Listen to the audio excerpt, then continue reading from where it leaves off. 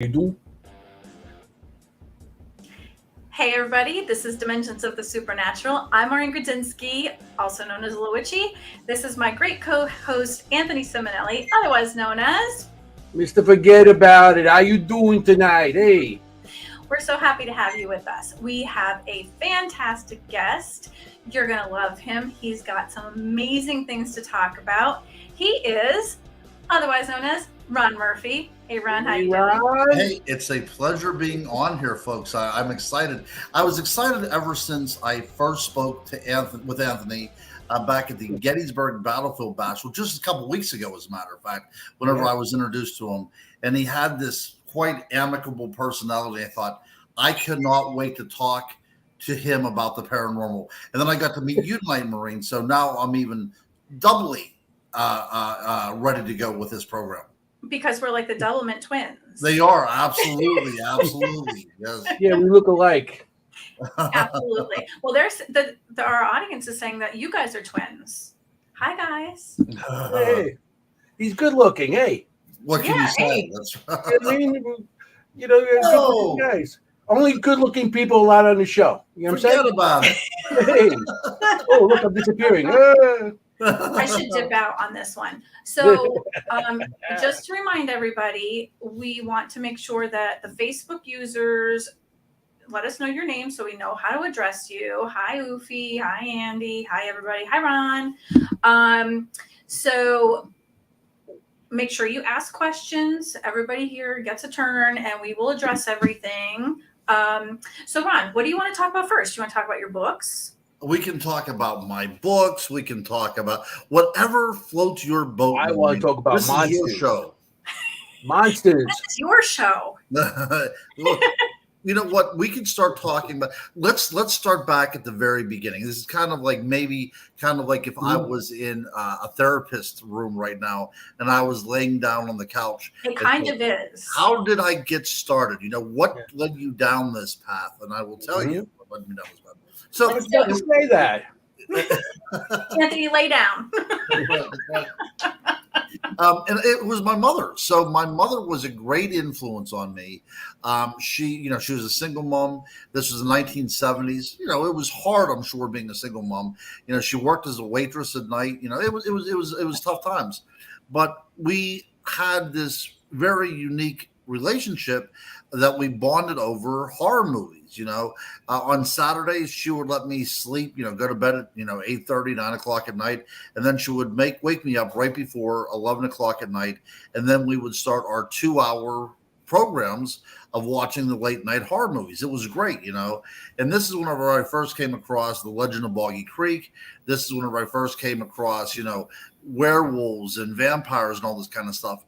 And as a kid, even though I was still sitting there with my mother, as a child, these things still frightened me, right? I mean, these were scary images up there. Sure. And but they also spoke to me from a very human basis as well, too. They had some sort of soul to them. Even the creature from the Black Lagoon, that was, this great monster, still was human enough to have sympathy for, right?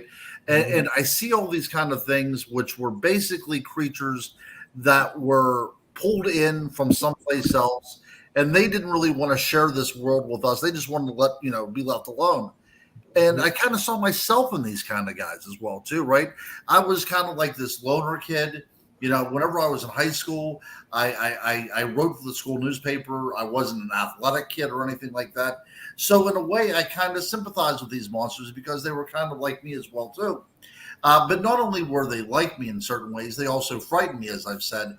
And that is another reason why I research and write about them as well, too. Because they are a bit of a catharsis.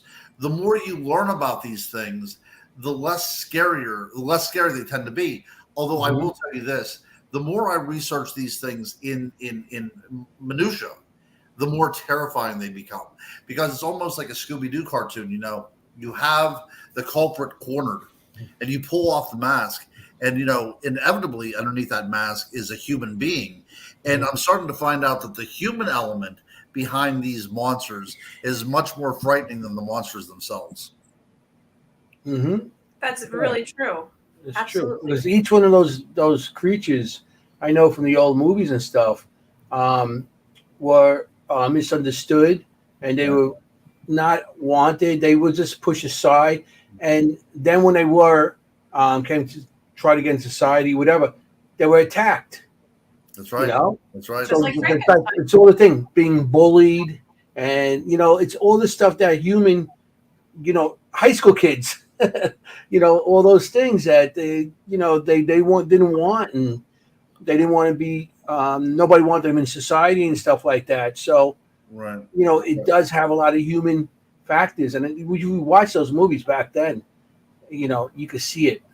Oh, that's a great point, Anthony. So, as a kid Mhm. in the '70s, I was brought up on like In Search of, and I was brought up Mhm. on, Hammer horror. Basically, that kind of highbrow horror.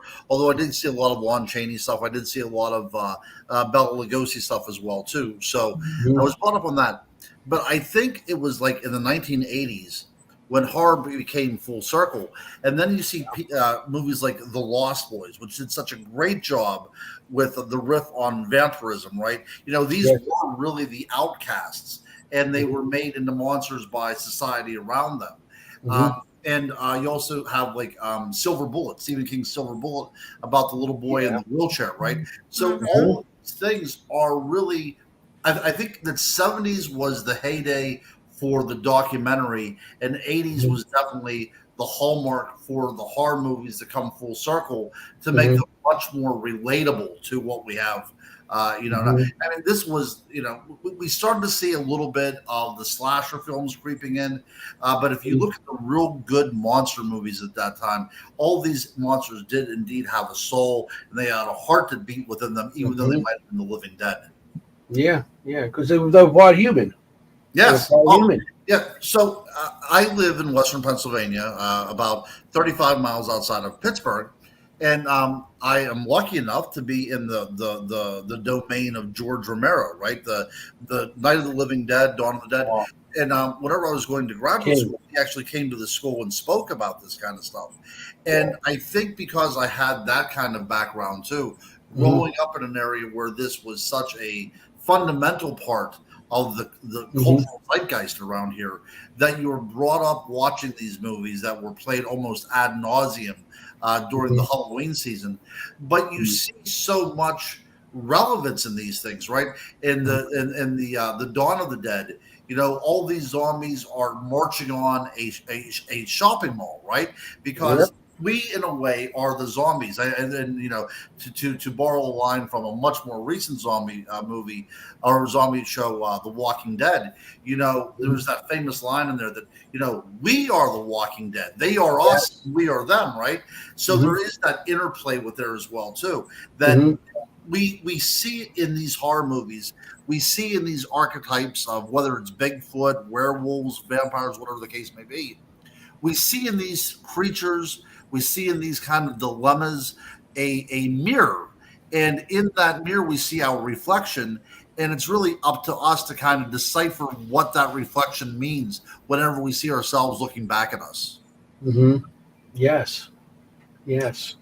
You know. So here's my question now. I told you I was going to ask you something when we got further into this. We talked about all of these creatures, werewolves, zombies, maybe not so much zombies, but werewolves and vampires and gnomes and leprechauns and all of these different things. So all of these people prior to having Google and the internet and cell phones, all these people were writing about these things long ago. Mhm.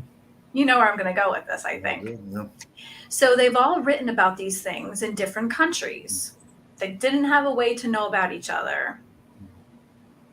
If they knew about these things and they created them and they explained them and they had all these adjectives about them and they made them out to be this storybook like thing and they were all so similar, were they beyond the veil or were they on this side of the veil? And how did all of these people know about them? Excellent question. And I think to answer this, we almost have to do a PowerPoint, okay? so, so the way I look at this from an investigative point of view, so I am a legitimate historian. So I went to graduate school to be a historian. And whenever I write about anything, it's kind of like you have an onion in front of you and you start peeling off layer by layer because you really want to try to get to the heart of the matter, right? So as I peel back this onion on various archetypes, it is my conclusion, this is as we as humanity were struggling to gain a foothold in this world around us back in the Pleistocene. We're going back to the old Stone Age. As we were trying to become human, we were confronted with obstacles that were living, breathing reminders of things like the wild man and things like vampires and werewolves. I believe wholeheartedly that we were confronted with things. Now, that doesn't necessarily mean that what we were looking at was vampires and things that transformed into wolves and things, but there was a basis within our collective past, within our cultural memory, that so impacted us that we carry on these belief systems with us today all over the world. That's my belief. That's my belief. Is that pretty much what you're thinking as well, too? Yes, and I do know that there is something called porphyria. It is a disease, and it is something that is a medical issue that people can have, and it makes a person look like a vampire and act like a vampire. So, that is something that could happen. But I do believe that there may be things that are beyond the scope of medical issues that could have been veil, non-veil, veil, non-veil. And maybe they did actually see them, and maybe they were on this side of the veil and now they're on the other side of the veil, or maybe they're kind of in and out. Yeah. And also we have to understand that traditional cultures also utilized people like the shaman, right? And the idea of witches was in common use.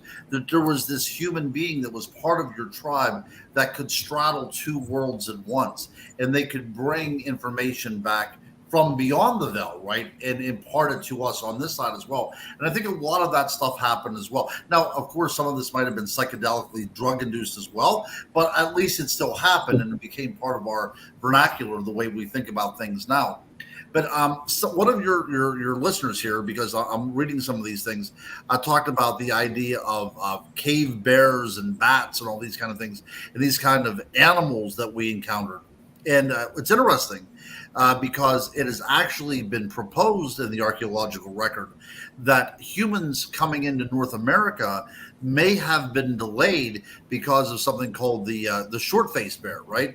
Because these things were so predatory and they were different than other bears around. So with human society trying to conquer North America, running into these kind of animals definitely would have been monstrous. And that being said, they probably did develop a lot of legends about them. And the same thing when we talk about Thunderbirds, and the same way we talk about various other myths like the Kraken and Viking War and everything. I think that we were dealing with very, very real animals. But then again, what do we have to say when we are dealing now with things like the werewolf and things with the vampire and things that are a little bit more outlandish and really doesn't have a precedent within the biological world? Now, I will tell you, as we go rooting through the collective human closet, you find a lot of skeletons in there, and a lot of these skeletons are from cannibalism, right? Because, it was tough going as humans beings. And one of the places that I look at is this place in England called Goes Cave. That's in the Cheddar Gorge area where we get our cheddar cheese from.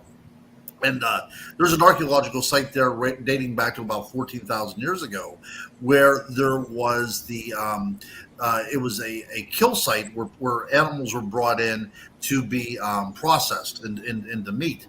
And so they would bring the kill in and process it. And here you would find things like reindeer and various other animals, but you would also find human bones in there as well, too. And one was from an infant and two other bodies were from adolescents. So we know that in our collective past, we did prey upon each other because it was easy food. And then another thing that we preyed upon was children. And one of the things that if we start connecting the dots when we look at various monsters, children almost always inevitably come into play in legends regarding vampires and legends regarding werewolves, because I think we're hearkening back to this idea when we ourselves preyed upon the most vulnerable of our own kind. And they're more the purest of, they're going to do like cannibalism or like, stuff like that. Children are the most purest. It's not, That's right. That's right. maybe the meat's better. I don't know. But, it's when it comes to that, these legends, because like with werewolves, vampires, I mean, there are legends, and there, in Massachusetts, I believe, there's vampires that are buried up there. Well, absolutely. Exeter, Rhode Everywhere. Island. Yep. You know what I mean? In the 1800s. They used to take the heart out. Yep. They used to take the heart out and burn it, and because they felt, they can't come back, all the, stake it, whatever. Yeah, they found vampires everywhere. They had, they had their heads chopped off and stuck between their knees. They cut their legs off and put them up over their head. They've done really brutal things after someone had died or one, and they put bells inside just to see if anything would ring. It's been that was a disease that really actually happened, because living in Queens, where I was, we had 9 cemeteries. And there was one cemetery. They actually have his stuff. It was rigged up to the bell because there was I forgot the name of the disease, that people that they got so sick that they thought they were dead and they would bury them alive. Yeah. Mm-hmm. And then when they wake up and they're in the coffin, they would ring the bell so somebody could dig them out. Yeah, So, absolutely. Yeah. So whenever we think about, the hollowed halls of great American scholarship, our minds immediately turn to New England. We think of Harvard and Yale and all these great universities up there. But we have to keep in mind that after the Civil War, there was the great vampire scare of New England that raged the whole way from Connecticut, the whole way up to Maine. Mm-hmm. And it actually came to, a culmination in Exeter, Rhode Island, whenever this young lady who was 19 years old named Mercy Brown succumbed to tuberculosis. Now, tuberculosis was one of these plagues that was raging most of America. And if we can think about what the common name for tuberculosis was, we can see a little bit of glimpse into the reality of what was going on. So the tuberculosis was called consumption. Yep. Because it appeared as if something was consuming the body, and you would gradually succumb to this disease, and it looked like something was feeding off of you, and oftentimes you would cough up blood, and this was not an easy way to die. And in Mercy Brown's case, the mother died, and then she died, and then the brother got sick. So the townspeople said, obviously, you have a vampire in your midst. So they all went down to the cemetery and they, dug up the mother. She looked perfectly fine, but they dug up Mercy and she still had blood, in her body. It looked pretty fresh. Whatever was going on there, she was obviously getting up and feeding on the living. So they tore out her heart. They burned it, murdered the ashes, put the ashes in a cup of water, had her brother drink it, and unfortunately he succumbed to tuberculosis a few weeks later and he died. So, but the moral of the story was, this was in 1892.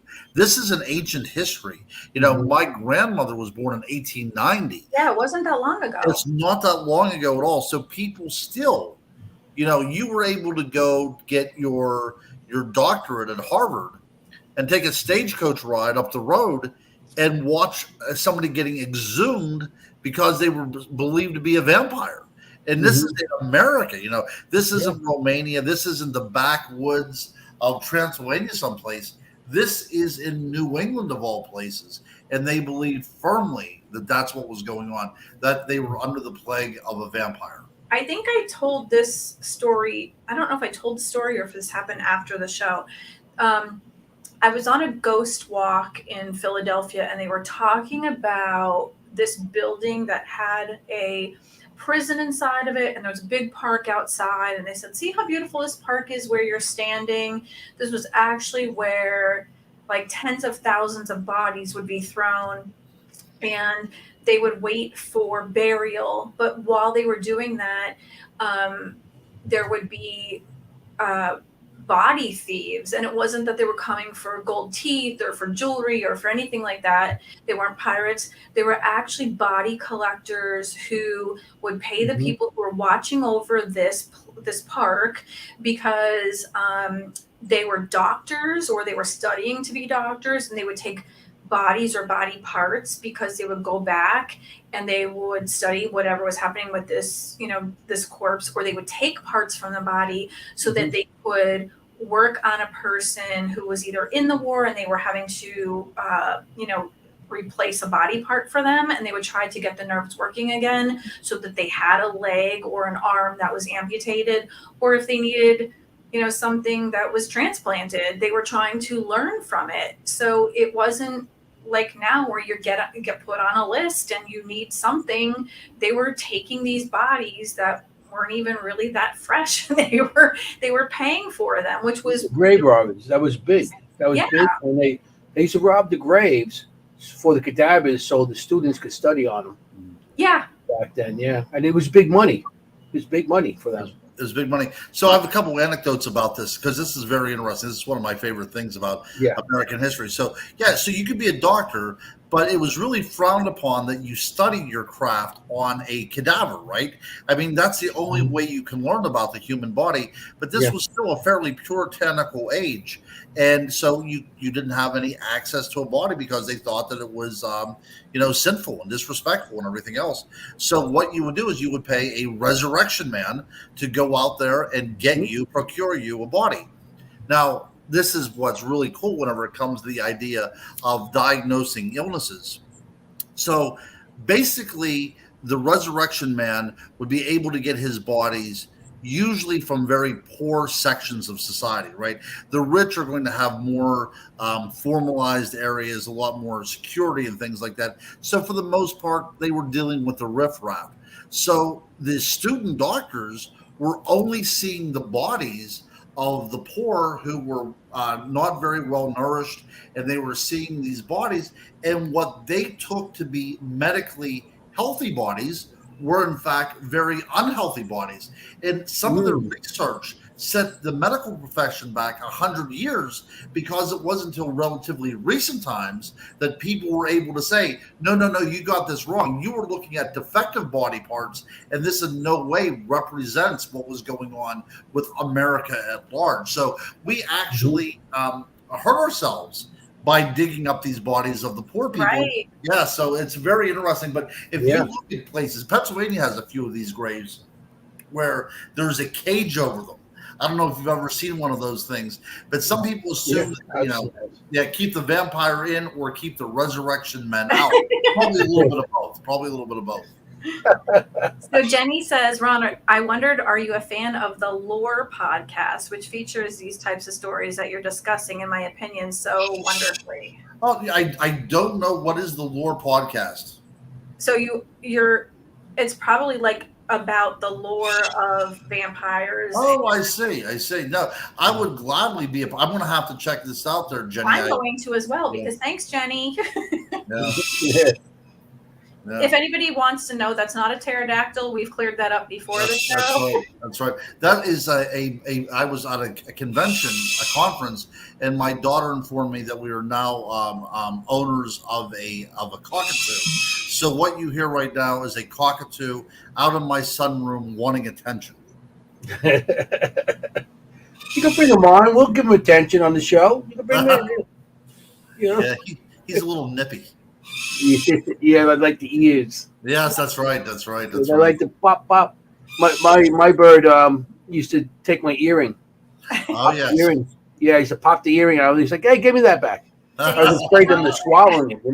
Yes, that's right. That's right. You know. She said, sure, it's a fave of mine, narrated by Aaron. I think it's Mankey. Mankey, and there are 2 seasons in video on Amazon so far. I'll have to check that out. Yeah, see, we learn from our audience as well. They're great. A wealth of information. They really are. They're awesome. Yeah. So Jenny's good. I've been on investigations with her. She's a good investigator. Jenny's All right. amazing. Yeah, she's very good, people.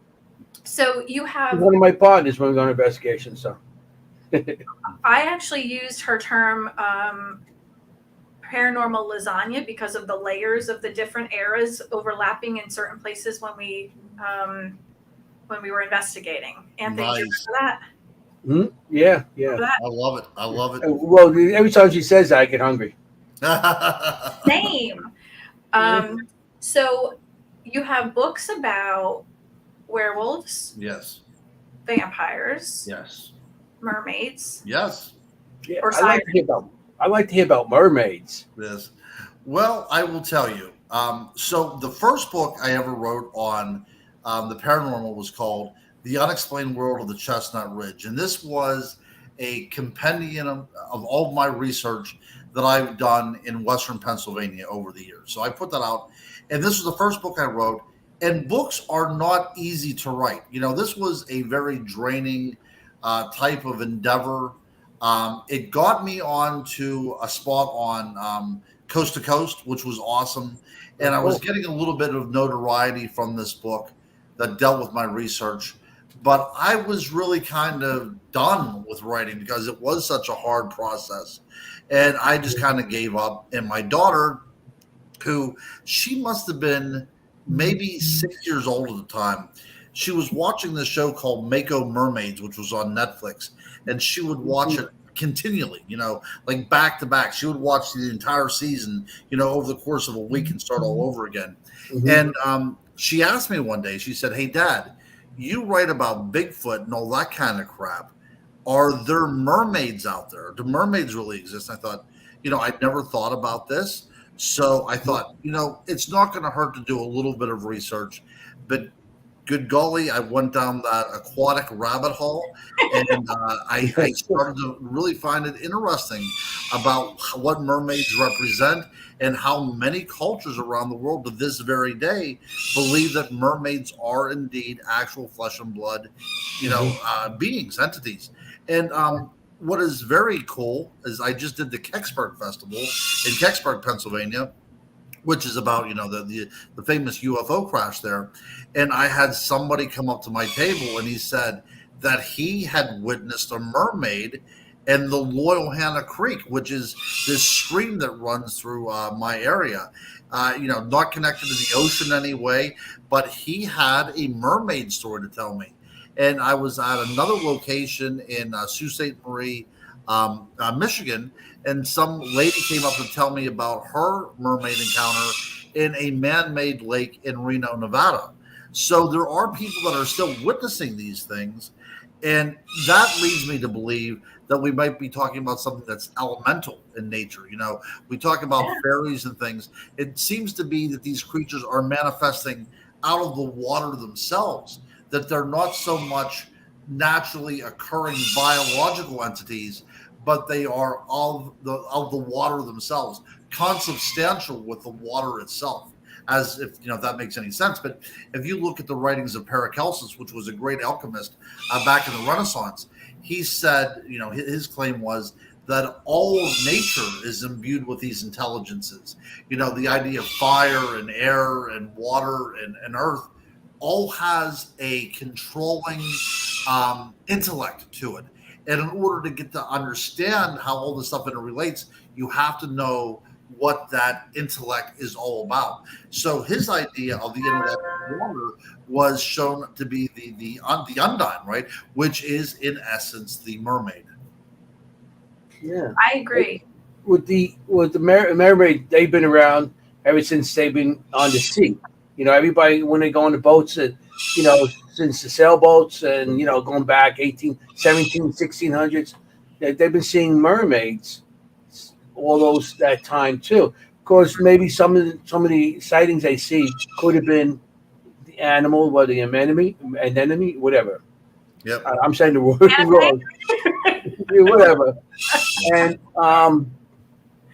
it could have been the animal, but there's so many reports of it, and like you're saying, now they're saying in lakes. That's right. It's awesome. That's right. Yeah, I'd be right with that. Yeah. So I wrote in the one chapter in my mermaid book is it's entitled "The Mermaid as Cryptid," and I did look at some ideas that could represent, because of course the manatee is what people automatically bring up, that Right. the sailors are out on a ship for a long time, and all of a sudden they see this creature and they think, oh, it's got to be a mermaid. Look, whenever Christopher Columbus was coming over, he wrote in his journal that off the coast of Florida, off the coast, not of Florida, but off the coast of where he landed, he witnessed a mermaid. And he said they were much, much uglier in real life. But we don't know if he's referring to a manatee or if he did see something, right? We have Or no maybe idea. the women were bearded. I mean, we don't know what they looked like. We have no idea what was going on exactly. And it's also very subjective as well, too. And of course, in the northern regions of the Pacific Northwest area, up into Alaska, in that area, we had something up there that was alive, which was called the Steller sea cow, which was a huge manatee of maybe 12 or 15 feet, which was a massive, massive animal. And of course, there were probably some good stories that originated with this creature as well, too. But it's remarkable to see that one of the things that connect all the manatee stories is this idea of very feminine breasts, right? That these people are seeing something that is very feminine in nature. And to me, the manatee simply does not cover that very crucial detail. Yeah. And even like with mermaids and stuff, they show them with hair and everything. If they were in the sea, why would they need hair? Why would they need all that stuff? Because we have hair to keep our bodies warm. That's what our hair on our bodies for, keep it warm. If they're in the sea, I can't see them having hair, because that when they swim, it's against their, anything to do with that. So that's right. Yeah, I mean, it's not like a Disney movie. That's right. So another chapter in my mermaid book is called Subjugated Women. Okay. And I think that we can write off some of these tales of mermaids by people seeing actual women in the ocean, and they are simply accused of being mermaids or written off as being mermaids because it doesn't make fundamental paternal sense. And I'll tell you how this works. So it seems to be biologically proven, in as much as I did the research into the book, that a woman is capable of holding her breath under proper conditions longer than a man. Okay. And there are some cultures around the world where the women are actually the hunters and gatherers in oceanic settings, because they are much more capable of being in the water than men are. Okay. That's going to be a little bit of blow to our masculinity, right? So you can imagine sailors, from the Dutch East Indies or something like that, and they could be pretty far out in the water, maybe a mile from land, maybe 2 miles from land. And then all of a sudden, a woman's head bobs up out of the water and goes back under. And here she could be looking for, whatever they could be looking for, as a hunter-gatherer culture. Lobsters, clams, exactly. Yes, that's right. A fish, rays, whatever the case may be. And I think that people are more quick to say women are not capable of doing something, so it must be a legendary figure, rather than breaking up that whole schema of what a woman is capable of doing. And I think the mermaid, more than any other cryptid, more than any other legend, points to how incredibly strong a woman actually is, and how incredibly feared a woman is too by the patriarchy. It's easier to make them something sinful and something that will, their siren songs call men to their deaths, because we are capable of controlling our passions, right? But these figures are so powerful. And even think about this as well too. Think of the Selkie. Let's look at the Celtic folklore. Banshees. Ireland, Scotland, England, all these places up there. So this is a woman who was, wearing the clothing of a seal, and she would come up on land, remove her garment, and that is whenever a man would be able to steal that garment and hide it from her, and now she was forced to be his, at his disposal. But it's also to keep in mind that these Selkies often had families who would cry to them from the surf, wanting them to come back home, but the woman was not able to go because she was, of course, subjugated to the man. Now, if we would extrapolate that into the idea that we're dealing with actual people, is it possible that we are seeing women who were, seafaring women that we don't like to talk about, that were being abducted and taken in as, sex slaves or what have you by men, and their lives were now forgotten. Their clothing was removed from them.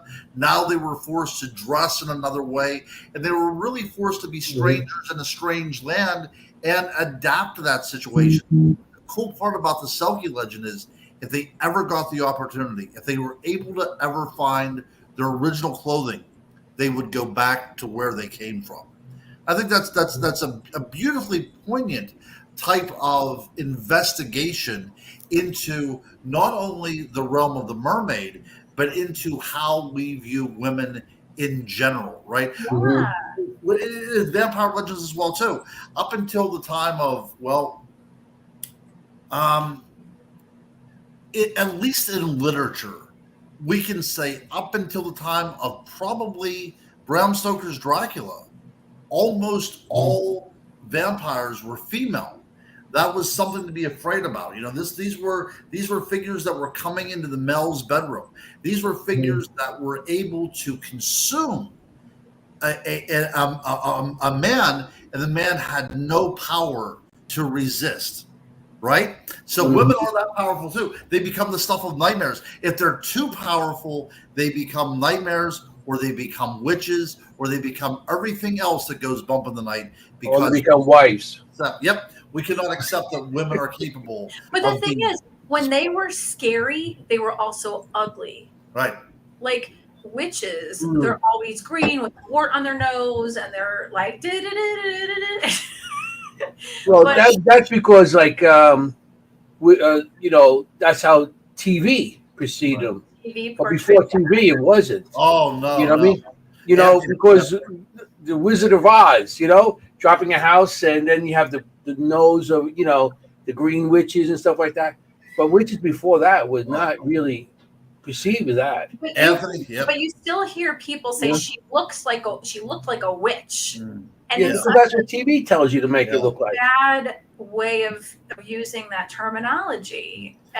But there's Glinda, and then there's Bewitched. There's Bewitched, and there is, if we think even back to the Oracle of Delphi, whenever these women were able to prognosticate what was going on, these were alluring women. And think about even whenever we talk about the Odyssey, when we go back to Homer and we encounter the witch there, right?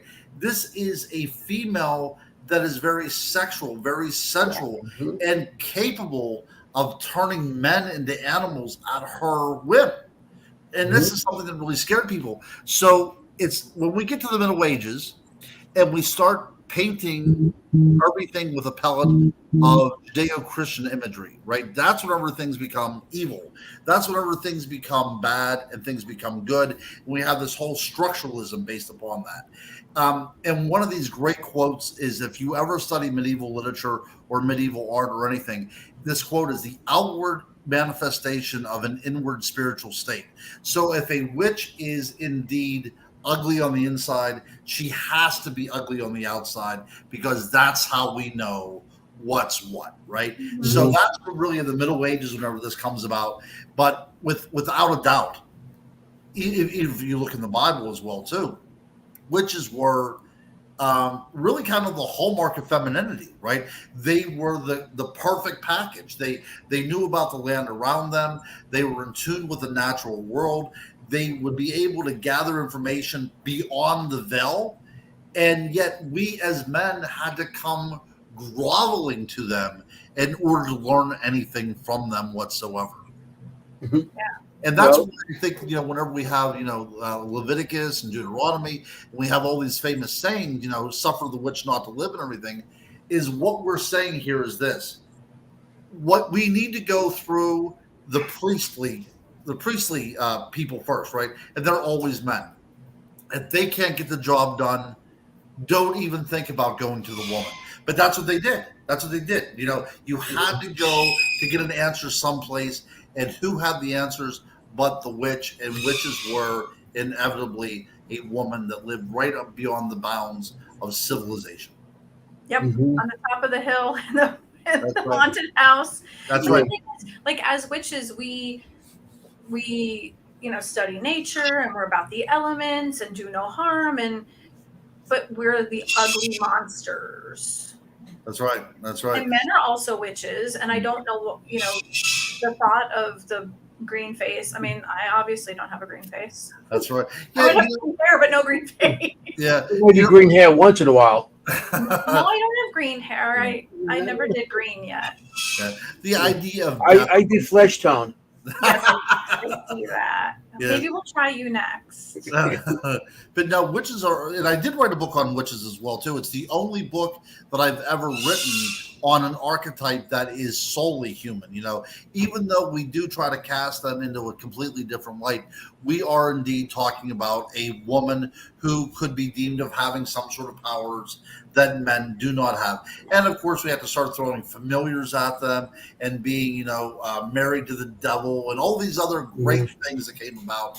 But in the end, these were your midwives. These were the people that if you became sick, that they would be able to fix you up in the middle of the night. We're These healers. were people that had the knowledge that was passed on to them by their mother and their mother's mother. This was the lineage that we so need in our modern world, but for whatever reason we've tossed it aside. I'm a firm believer in the idea of frequencies and harmonies as well too. And when we talk about cryptids, we talk about the paranormal. I firmly believe that we're talking about this frequency that goes on. Okay, and I think that frequency has always been there. It's part of that God frequency, where it interconnects everything, right? It's part of that universal hum that we're all attached to. Now, it's still going on, but we as human beings have decided, what? We're going to step out of that. And once we stepped out of that, it's almost impossible to step back into it because we have to admit at that point that we are part of something greater than who we are, right? Mhm. And the end all and be all is who we are right now. That is just the way we're made up. But in order to get through all this kind of disease and war and this fighting and infighting, we have to understand that we are part of a great web of being that we're all attached to together. We're a big collective. And absolutely a huge collective. And I think that says a lot about the paranormal field, but I also think it says something about from a very simple sociological and psychological profiling as well too. Mhm. Yeah. Do you with all your research or anything, is there any specific country that has more cryptics than other countries, or it's just all the same? They all have different ones, and No, that's a great question. So we know that Africa, of all places, has a very long tradition of mermaids, of all places. Sub-equatorial Africa, whenever it was still, verdant floodplains, up until, several thousand years ago, they have great rock art representations of what appear to be mermaids there. So we know that happens as well, too. And relatively recently, within the past 20 years, there were engineers that were putting up a damming a river, and they had to send in witch doctors to exorcise the river because they believed that mermaids were attacking the engineers. And the other thing about whenever it comes to people in Africa witnessing mermaids, invariably the mermaids always tend to be white skinned, which is really telling as well too. And of course Australia has a great lineage of mermaids, and so does places like Scotland and Ireland and England as well too. But some places, the cryptids, what really fascinates me is if you have a cryptid like the archetype, the wild man, the mermaid, the werewolf. You can take that archetype out and plug it into another culture, and it might go by a different name, but they function in the same way, right? Mhm. So if you have the hairy wild man, like the Woodwose in the Middle Ages in England, and then you have the Yeren in China, or you have the Mapinguari in South America. You have these similar, or the Yowie in Australia. You have these similar notions that act the same way, but they are dependent upon the different cultural contexts in which they exist. And that makes me believe in these things even more because, like I said, if we are remembering these things out of a collective unconscious, then they would go with us in our stories and they would become very unique in the various areas that we settle in as well. Mhm. So that's one of the reasons why we can have the idea of a hairy wild man in Australia outback, though where it gets to be 130 degrees. When we talk about vampires, of course, even the Native Americans have notions of the vampire. And if you look at the Wendigo, even in a way, the idea of it being able to pollute you in some way and then make you one of it's a manifestation of what it is. That's also very vampiric in nature. So yes, there are places around the world that have the same riff on these archetypes, but at the end of the day, they function very, very much like we would perceive them. So if we were dropped someplace in Romania, for instance, and we didn't know what was going on, and we were confronted by one of these cryptids, we would probably understand the way it would operate simply by its actions without even knowing its name, because they all act the same across different cultures. I think this is a really good question. Do you subscribe to the idea that some of these creatures, mermaids, etc., may be physical manifestations of the human collective? So if we all thought that these were the same type of things and they all look the same, that we're all putting so much thought into it that they would just kind of show up. So we're going to go with like the idea of a tulpa then, right? We would look at the idea of a kind of an Eastern philosophy that enough thought forms were out there that they actually took on an energy and became of itself an independent, free-moving type of entity, right? I think there is something to be said of that. I think the mind is a very powerful tool that we can manipulate the world around us. And again, like I said, everything is vibration and energy anyways. And I think that we can project that into the world. If we go back in time to the Middle Ages and we had to deal with the idea of magic, the theory was that as a magician or as a witch or what have you, I would be able to manifest this magic within me and then project it out into the world. So it's something that happens internally, and then I infuse it into the world around me. And that's much like these ideas of the tulpa and these thought forms that come into existence. But if we look at it this way and think of not so much of the human collective, but what happens if they become a part of the human collective because we had witnessed something like this in our collective past? That's the way I'm much more close to the idea of Carl Jung's idea of the collective unconscious, that we in the ancient past had encountered these things, and now these things have become part of who we are, and they become our nightmares, they become our things that go bump in the night. But we all have that same conception of these creatures. They just go by different names. So I wanted to ask this backwards for Ufi because I was wondering where you were going to go with that. So Carl Jung, she says, Ron, do the writings of Joseph Campbell influence your thoughts on or research on the paranormal? Yeah, perfect. Absolutely, yes. So not only whenever it deals with the paranormal, but you could not have had Star Wars or Lord of the Rings or any of these other great, universal tales without the ideas of Joseph Campbell and the idea of the hero and the quest and the idea of imparting knowledge and the idea of, a crone or a wizard giving knowledge and all these things. This is really who we are. And these are the way we think. The human race thinks in these terms.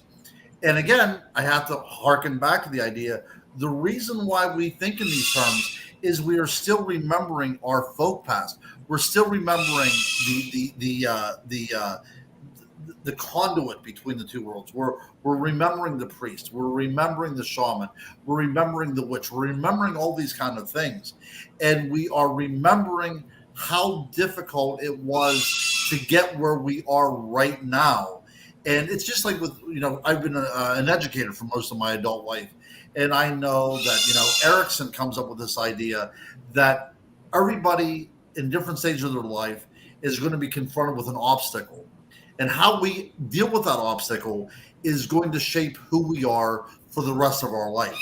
And if I can take that a step further, I think we as humanity in our infancy was confronted with these obstacles of cannibalism, these obstacles of the idea of the wild man, and all these other kind of obstacles.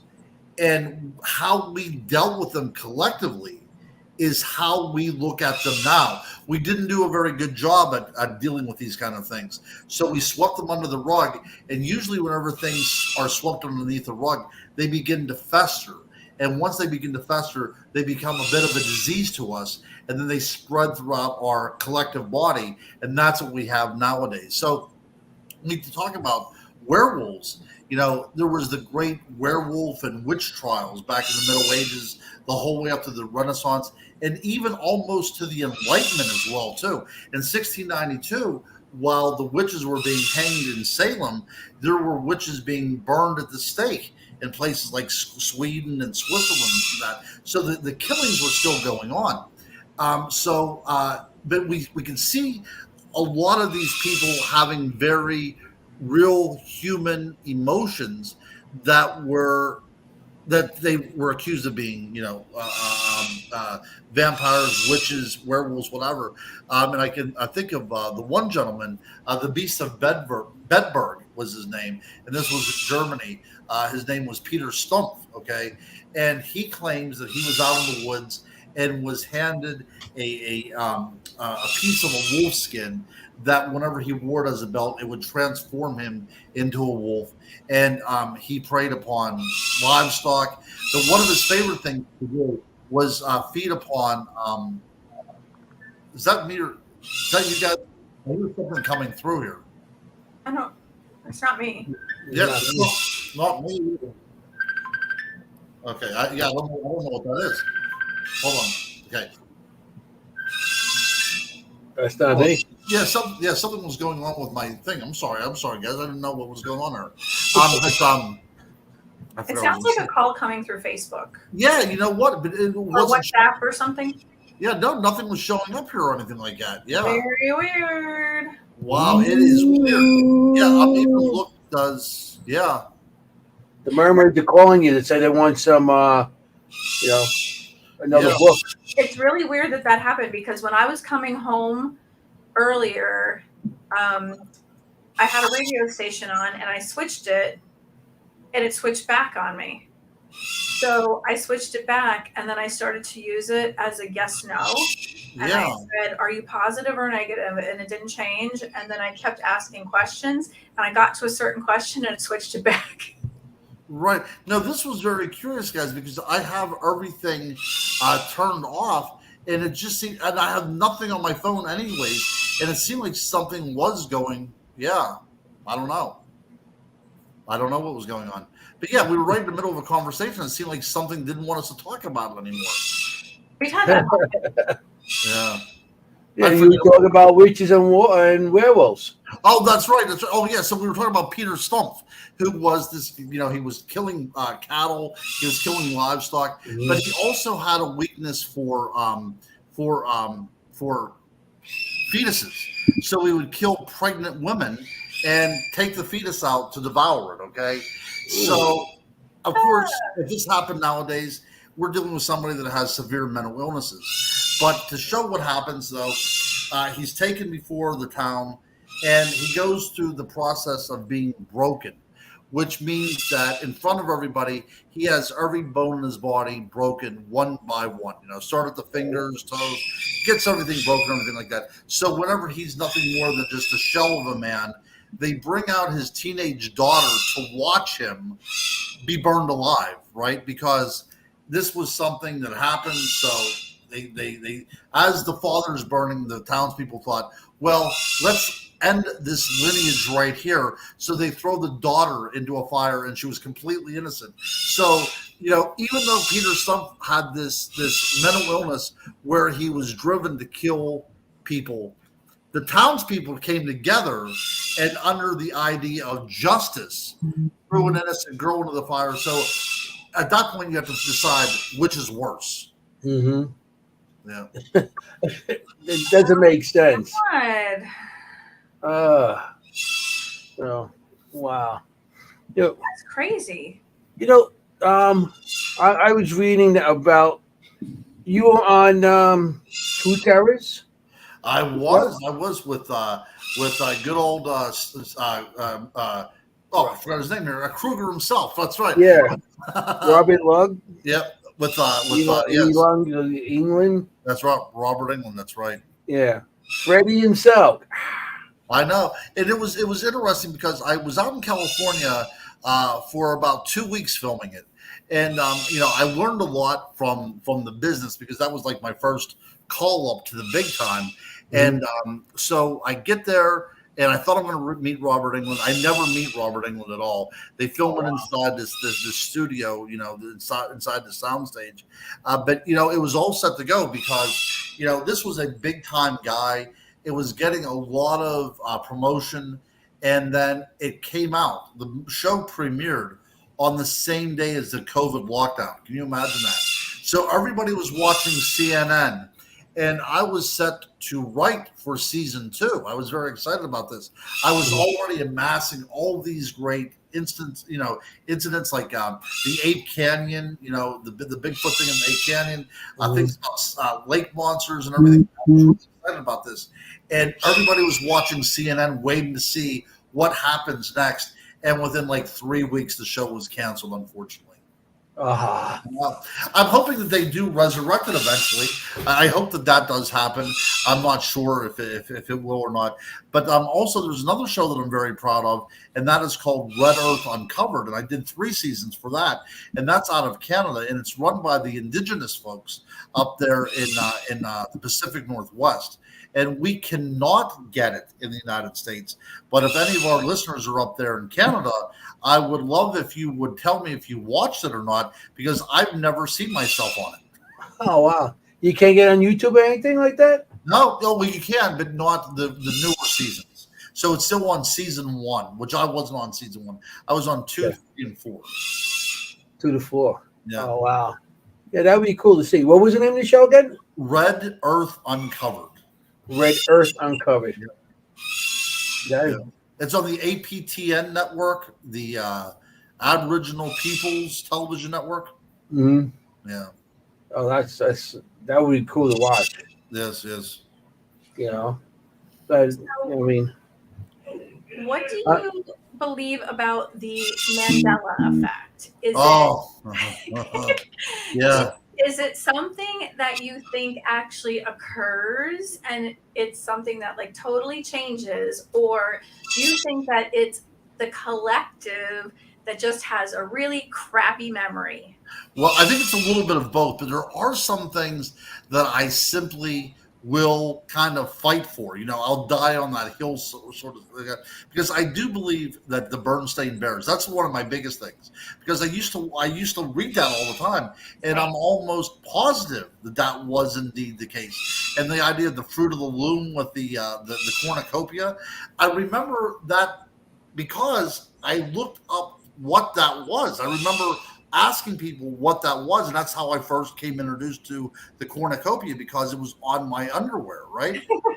So I do know that these things did exist, but I'm not sure exactly what is happening. I don't know if it's an alternate, another universe, a multiverse collision, or what's going on there. But it is very, very strange, and the whole name from the Mandela effect as well too. Yes. I do remember Nelson Mandela dying in jail. I do remember that. I do too. I went to the University of Pittsburgh, and one of the professors down there actually spent some time in jail with Nelson Mandela. Wow. And positive that Nelson Mandela was dead in 1995 whenever I was going to college there, and then somehow he was not dead anymore. Mm-hmm. I was in a religious or theology class, and I remember them showing the video of apartheid. Uh-huh. And he was in jail while I was in school at that time, and that was part of the theology class. And he was in jail, Uh-huh. and he died. Yes. And then all of a sudden, he wasn't dead Right. anymore. Well, I think, as an idealistic young man back in the 90s, I think that the reason why we remember it so vividly is because this was a man who gave his life for what he believed in, right? And I don't know how it went from that to the point now that he was outside of jail. And not only was he out of jail, if you He can was remember, president. that's right. Not only that, but do you remember he was starting to be accused of rather nasty things as well too, right? So this person that we held up as the paragon of to be united and everything like that was now this kind of creepy guy that would abuse children and abuse women and stuff. So it seemed like the whole mentality changed as well too regarding Nelson Mandela. Anthony, what do you remember? I don't.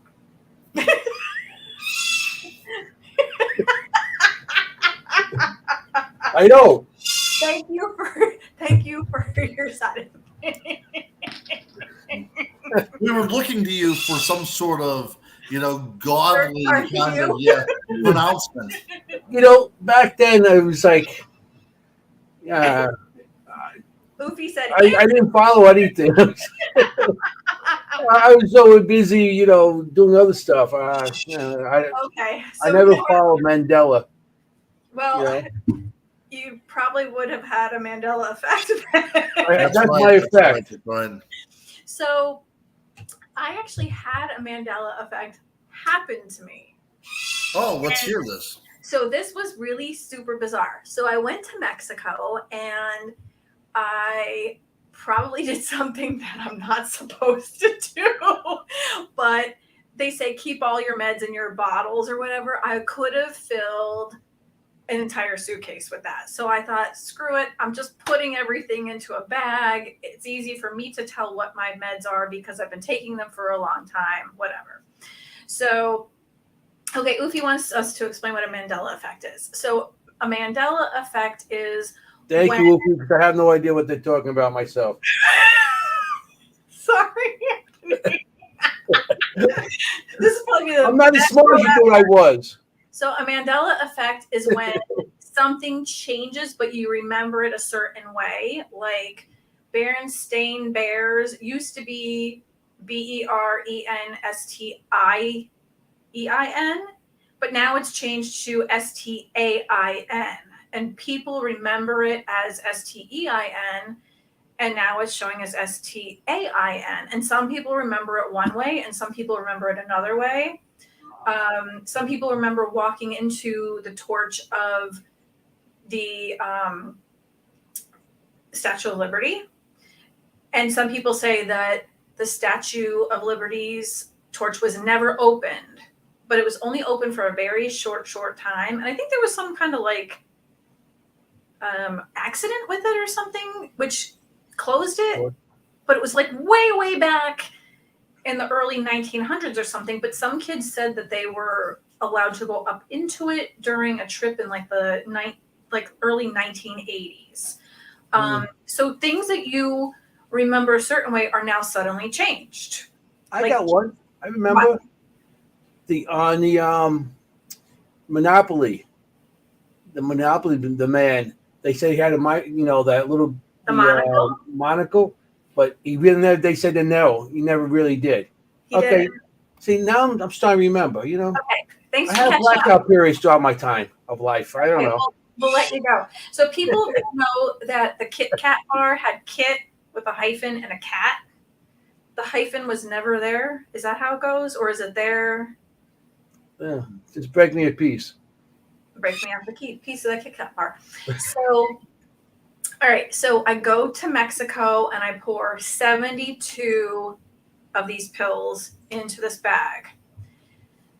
And when I get back, I didn't take all of them. So I had extras to put back in the bottle. So when I go back to the bottle, I'm going to use this as an example. So you know how there's a clear plastic ring around it? And then when you open it, there's another seal over it. And then the pills are inside. So the bottle said, I don't know, say 260 or whatever. I wrote a blog about it, so you can read the blog.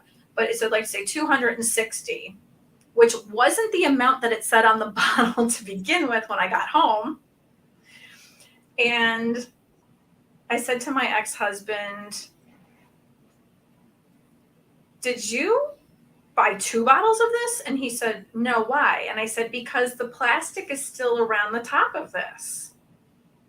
And he's like, no, that's the only one I got. And I said, how did I get this out? Like, I was so confused. And that's not the only thing that happened, because something happened on the flight on the way home. Like, the captain was like, tequila, I think.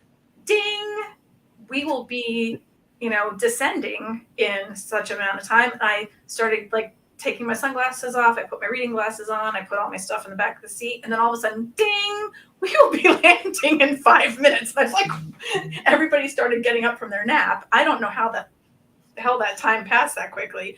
So I take off the plastic, and I thought maybe I just stretched it, but I literally had to peel it off like tight. I opened the lid. The stopper was still there. I had to use a pen to, like, jam it, pull it off, and it looked really empty. So I don't know what possessed me to do this, because I really didn't feel like doing it, but I poured it out on top of a notebook, and I started counting. And when I counted, I looked back at the bottle, and I subtracted, and it was minus 72 pills. And I was like, what the hell? This cannot be happening. And I counted it again. And then I had someone else count it. And I thought, I'm either losing my mind or this is literally happening. And I never would have known it if I didn't really pay attention.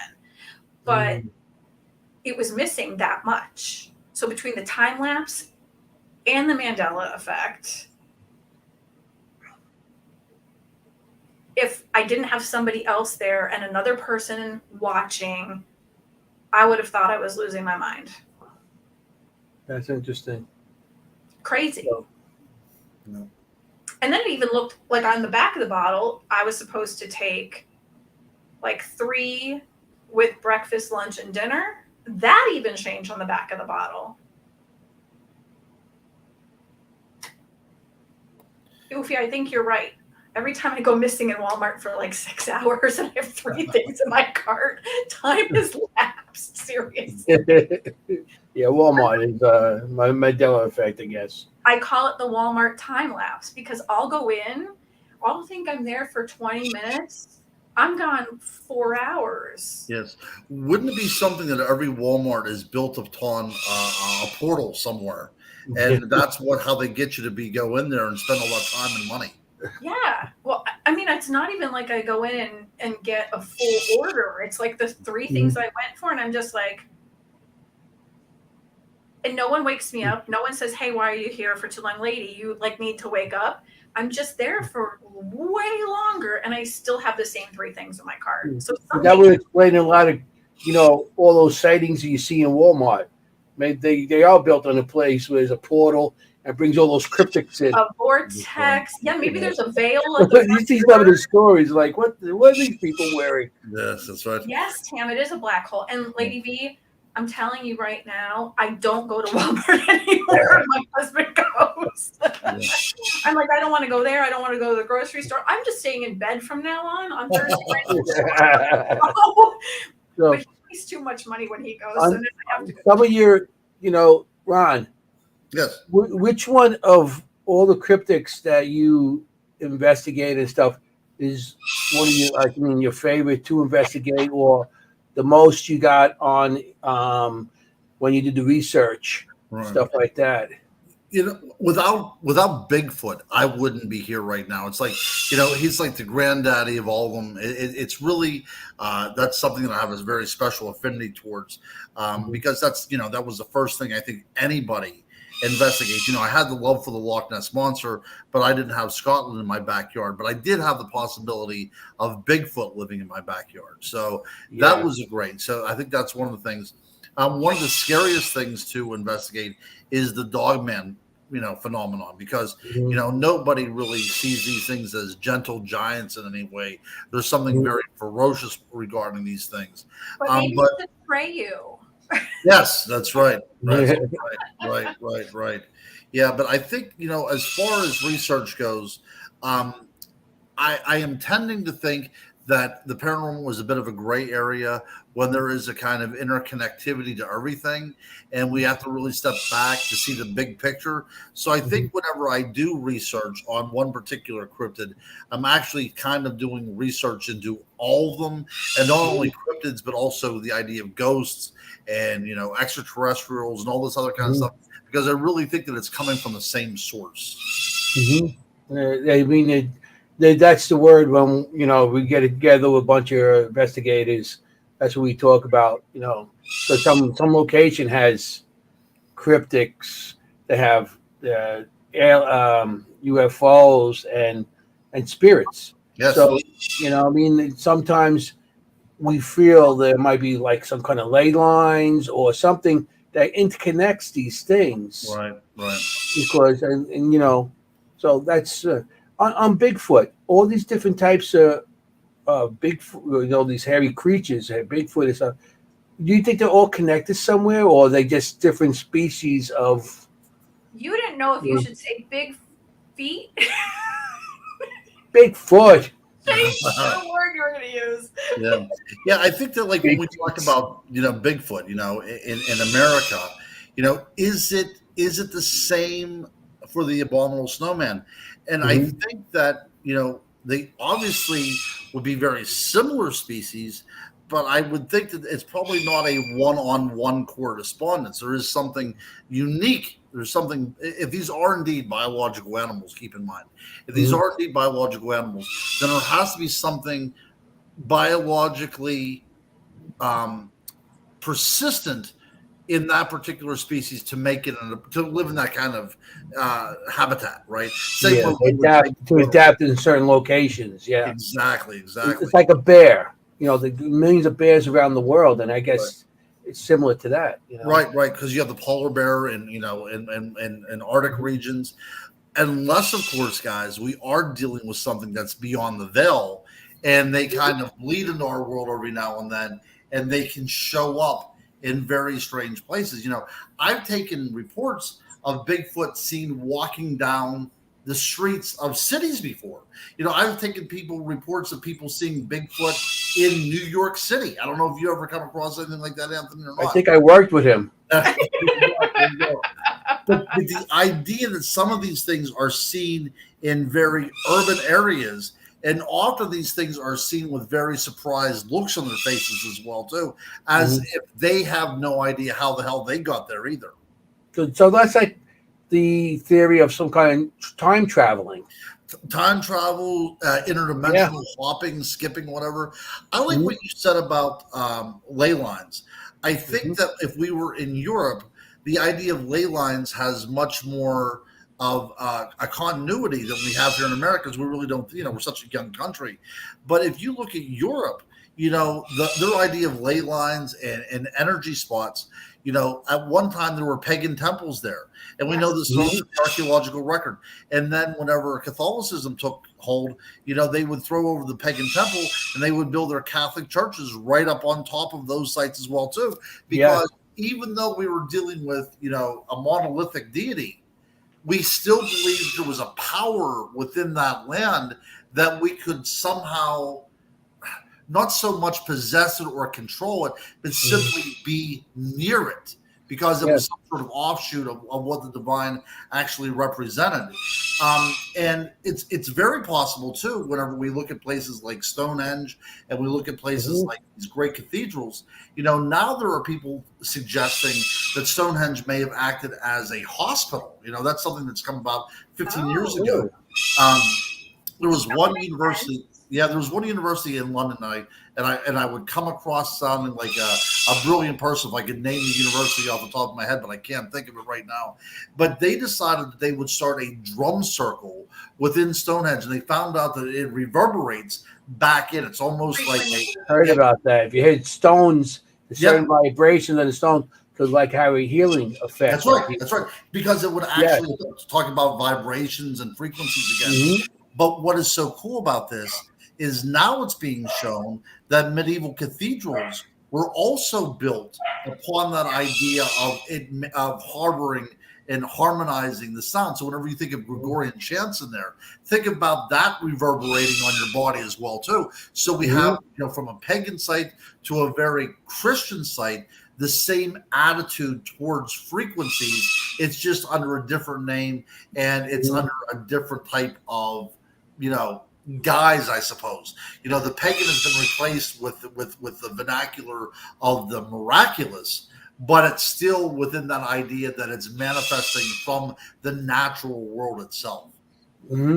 Yeah, that's. Well, I always found that interesting with the sound of healing and stuff, because, like, you know, not just that, like you said, the drums, and that goes back to, you know, you just said our country's the newest is a new country compared to a lot of stuff over there, but the stuff that's happening that had happened here too is, how do they know over here the American natives, the Indians, they use drums for spiritual, you know what I mean? And that was a vibration. How did they know the same thing that they knew over in England or any other country, and like the pyramids? We got them in South America. How did they know from Egypt and other places, you know, that have these pyramids? Leprechauns came through the veil and taught them, Anthony. Well, you know, you're pretty close to the fact here, Maureen, because we've kind of come full circle right now. So we talked about this idea whenever we as humans were all kind of together, right?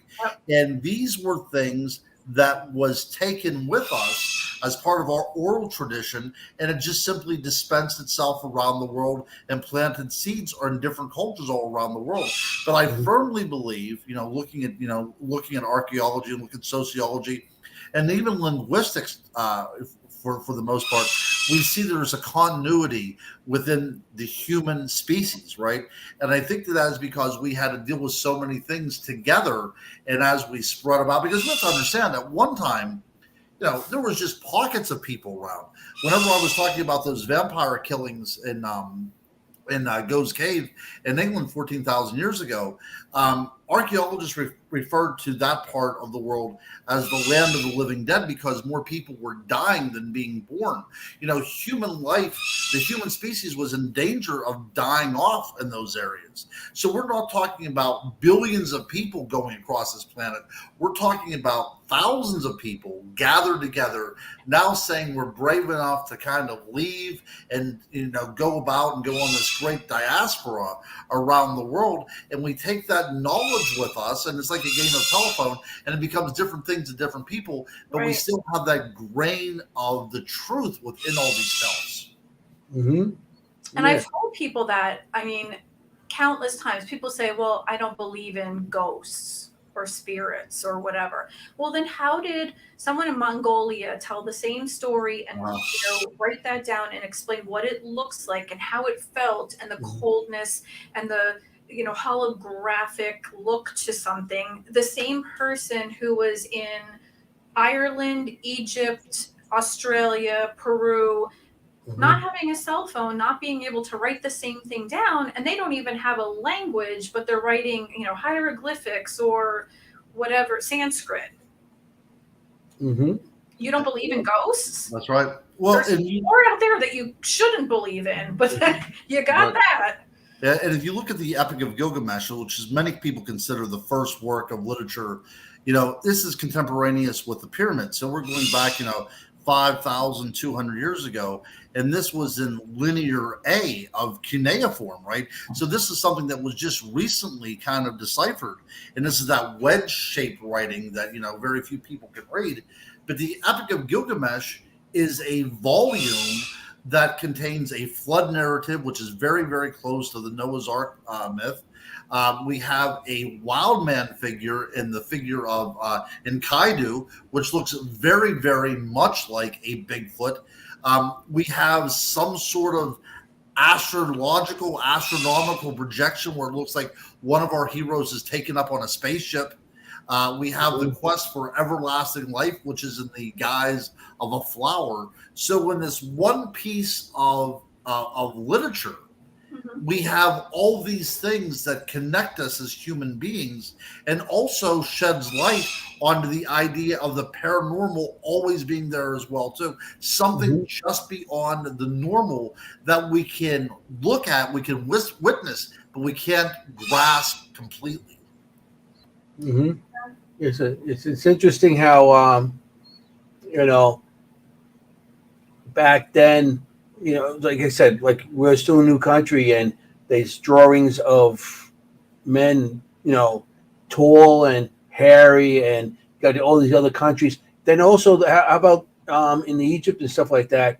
They got drawings of men that look like they're in spacesuits, and they're flying. They, back then, the only time you could fly in Egypt back then is if you jumped off a cliff. But they have men. It could be maybe aliens that actually did help them build these pyramids, because they could go from continent to continent in a matter of time. Maybe they did teach them how to do it or whatever. So it's a lot of interesting stuff that is out there. I don't know. Maybe one day some of the stuff might be unveiled, but it's very hard to say. Anthony, you can add to this because you were an electrician, but they're saying that the pyramids could have actually created electricity. So that the Egyptians could have had electricity way before Tesla, way before, Einstein, way before any of the scientists. And it could have been why they created them to begin with. Because look at how many times they find pyramids that didn't have anything in them at all. Yeah, that's true. These pyramids were supposed to be built for kings and queens, and there's never been a mummy or a body ever discovered within the pyramid. So they seem to be just big, outside chambers. Right. But what was also interesting, to piggyback upon what you said, Anthony, there's a place there called Lycopolis, which is the Greek word for an Egyptian word that means city of the wolf. And it has a lot of werewolf connotations to it, especially when we talk about Anubis and the god of the dead and all that kind of stuff. But what is so fascinating about that particular site is on one of the columns, there appears to be something that looks remarkably like a helicopter. So we have this idea. Also, now we talk about time slips and all this kind of stuff. So it can happen now. Could it also have happened in the ancient past as well? Whenever somebody is standing there, in Egypt, overlooking the Nile, then all of a sudden a Blackbird helicopter comes out of nowhere and goes and disappears again. I mean, it's possible because, of course, linear time is all an illusion. So is it possible this idea that we think of as time, this continuity, that we can kind of overlap from time to time? So what we take as, ancient civilizations or ancient knowledge might indeed be our knowledge that the ancients had seen because of some sort of time slip along the way. I'm waiting for them to find like a 3,000-year-old Rolex. Absolutely. Even in the Bible, I think the Bible is a telephone game written down, but it said chariots on fire in the sky, who's to say that wasn't a UFO? And we're now seeing Congress who would have ever thought Congress would have a 3-hour debate on what's seen? They have witnesses who are military. Now we're seeing it. We still can't get answers about JFK. That's right, about the JFK assassination. That's right. Yeah. Well, they did have the Project Blue Book. Oh yes, they did back in the 70s. I guess that was 60s and the 70s. Yes. Yeah, they did have it, and now a lot of stuff's coming out on that also. And the lead investigator actually seen things. That's So it's I still think though, even if they were giving information back at that time, they were still hiding a lot of things. They didn't want people to be afraid. I think people right now, if they came out and said, listen, there are UFOs, there are aliens that walk amongst us, people would be like, Yeah, well, you got to understand too, if they could prove there was actually UFOs and aliens coming down from planets and stuff, every religion out there would freak, because now you're contradicting their words in the holy books. So you'll have a conflict of them saying no, no, no, and the science saying yes. Like right now, when it comes to religion and science, it's always some sort of banging heads back and forth. Right. Well, there are dilemmas in this as well too, because Chesterton brought up this idea. So if we are confronted by another civilization, another race, and we look at it purely from the point of view of dogma and religion, is it possible that that race that is confronting us has never had a fall from grace? So we have this idea that we have this, the Garden of Eden and this fall and everything like that. Could it be possible that we are dealing with a completely innocent, intact race, and we would be the ones that would corrupt it rather than the other way around? Because that's the thing that we have to think about. So, and of course, this is complete. This is a part of an argument, nothing more than that. But the idea that this world had some sort of cosmic fall from grace, and it took a savior to come. Does that deal with this world? Does this deal with the universe? What all happens? And these are the things that we have to think about as well too. So if we are confronted with another species, do we say now that they are somehow different to us? Do we proselytize to them? Do we try to convert them? What all happens? Because we almost have to look at this in the way we looked at the Native Americans, right? Except they're coming to us, and possibly taking over our land, so the roles are reversed. But we as human beings like to force feed ideas down people's throats, whether they like it or not, because this is for their own good.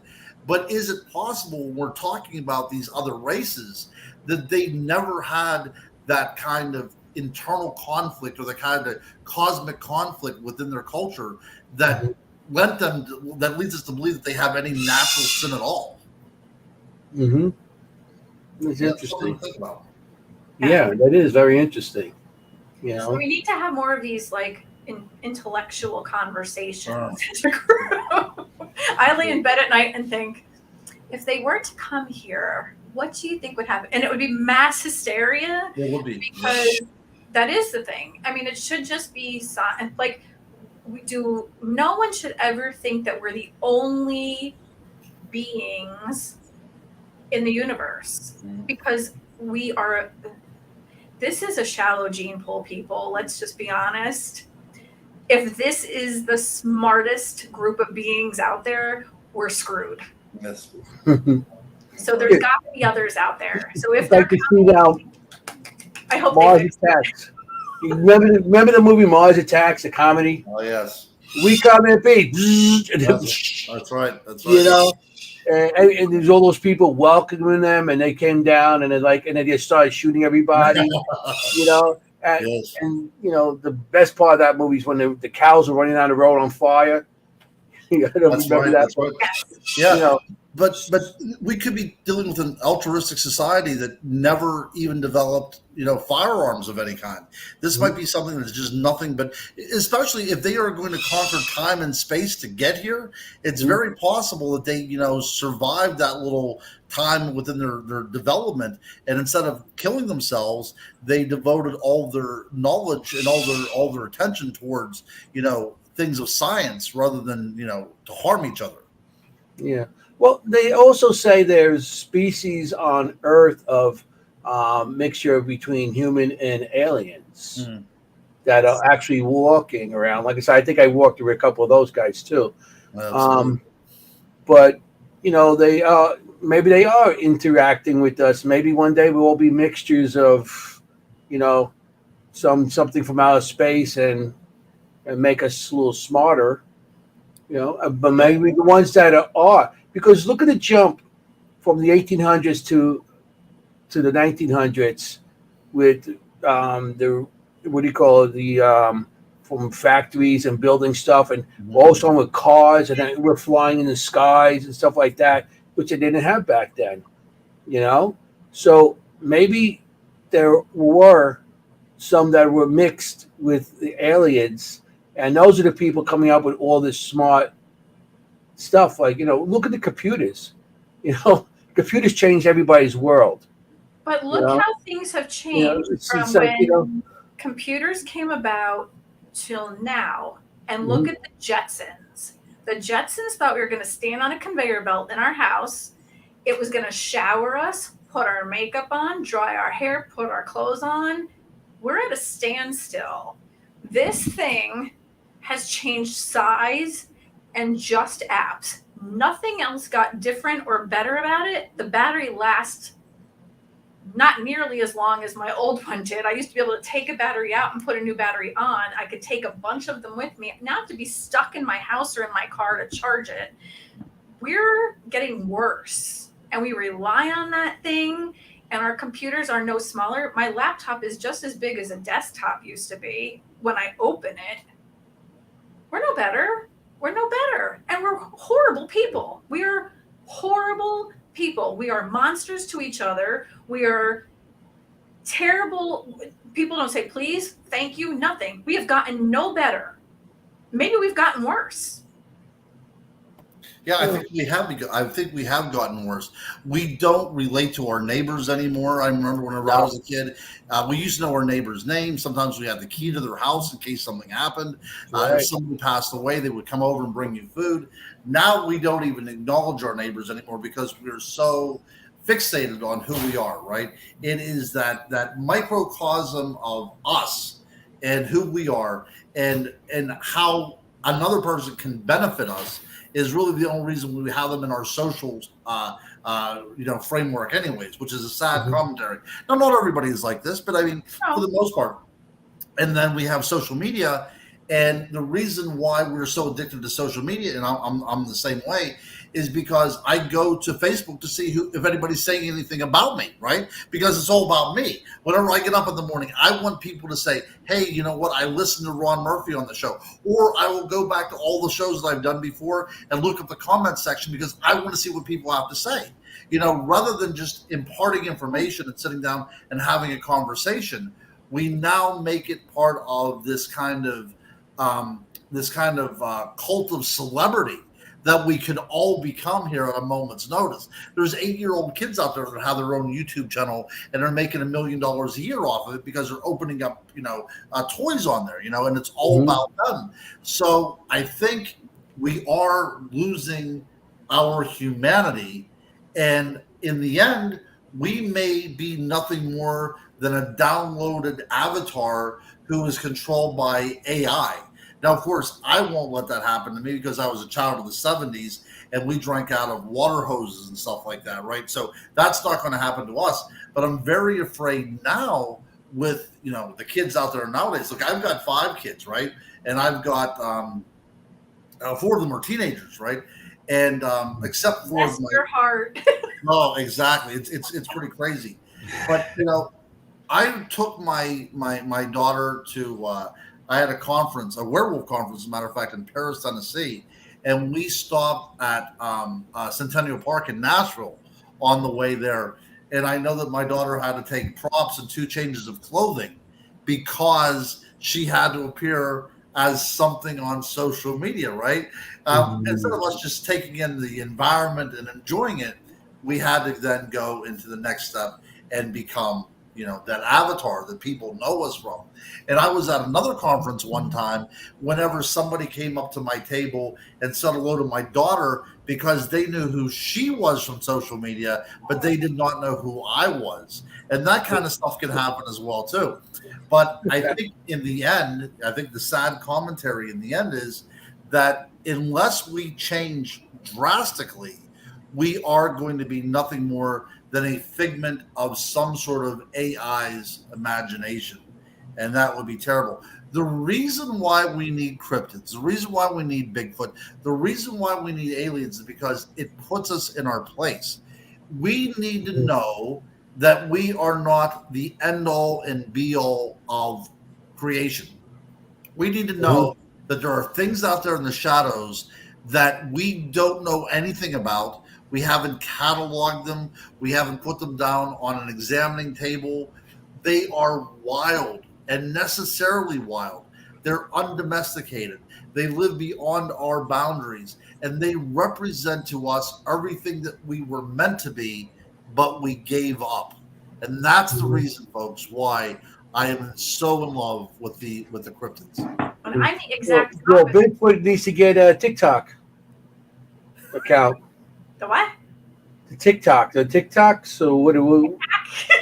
TikTok jackets or whatever On the book face. on the book face. I Yeah, think she that's gets. I give my age away because I said the Facebook. on the Facebook. It's I it's am the Facebook. exact No, it's the opposite. Facebook. I wake up in the morning. I don't look at my phone. I may play a game.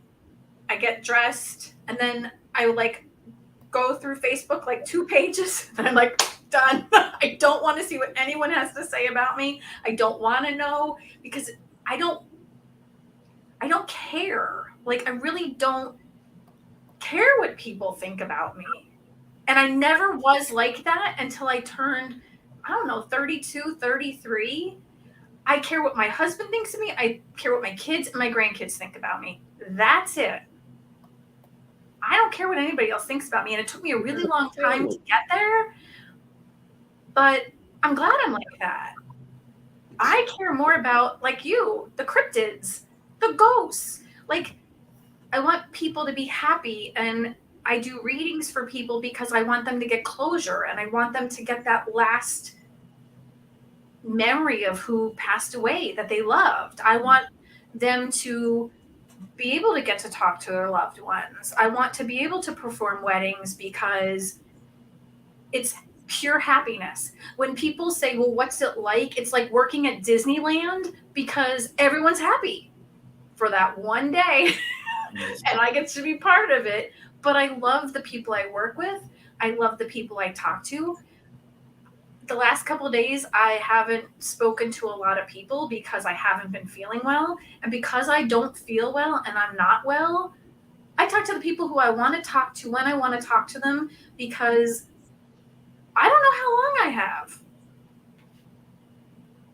Oh, so you don't talk to me. Okay, that's why you don't call me. See? I just found out something, Ron.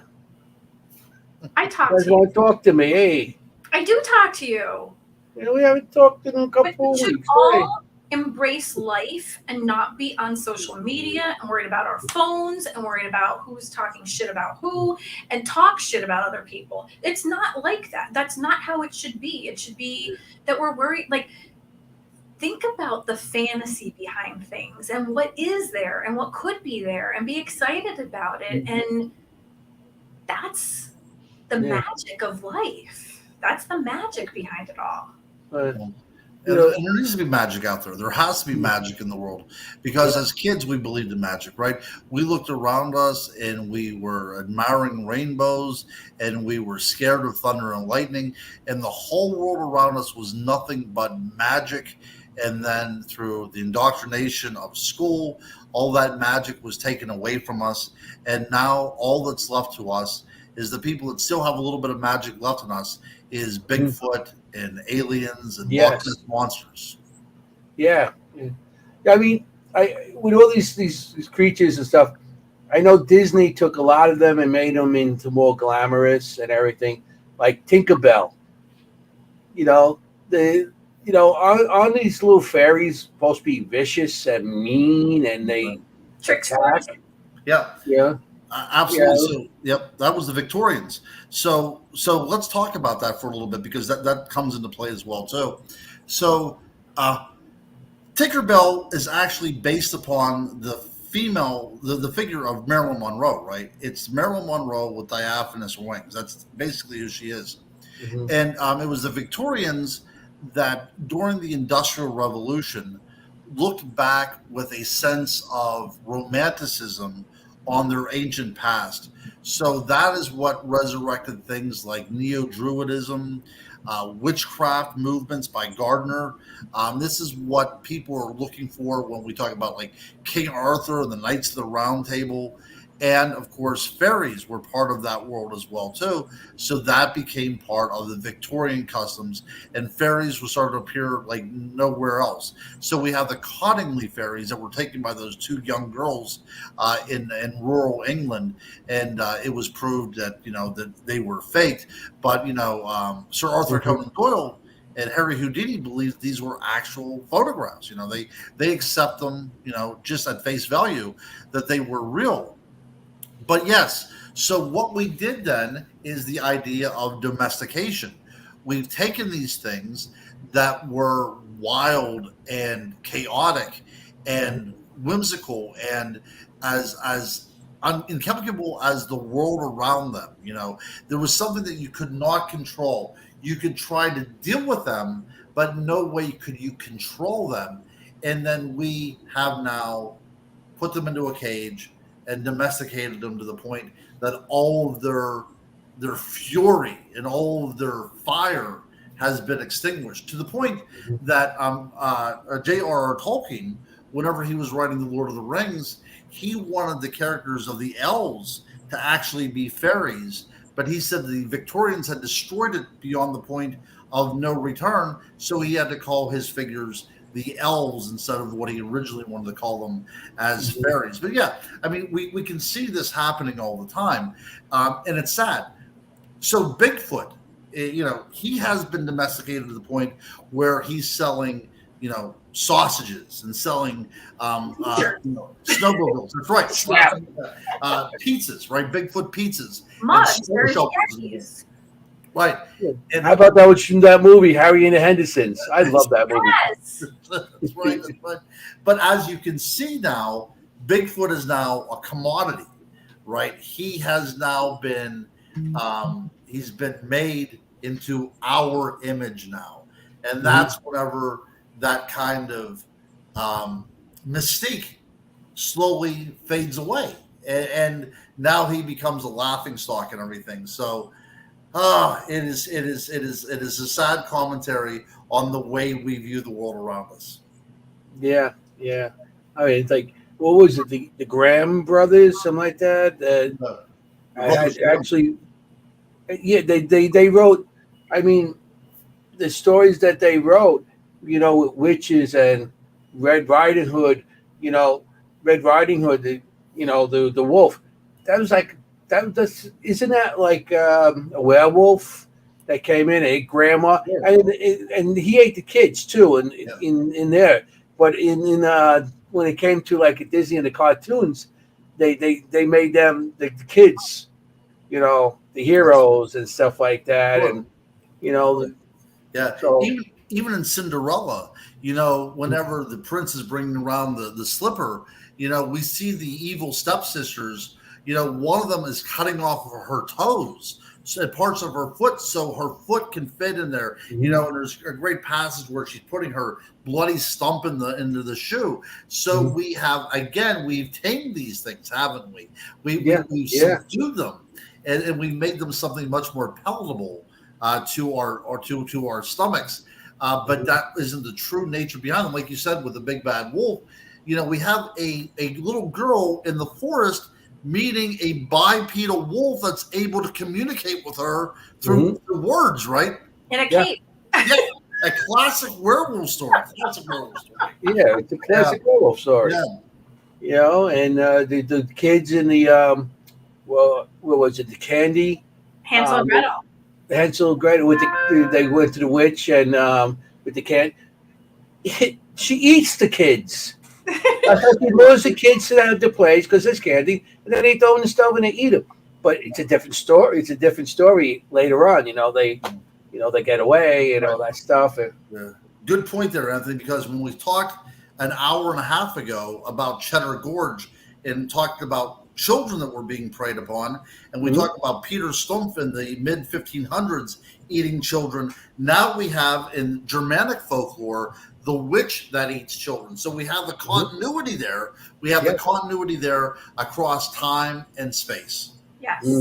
We are connecting the dots and seeing that it all kind of adds up at the end, doesn't it?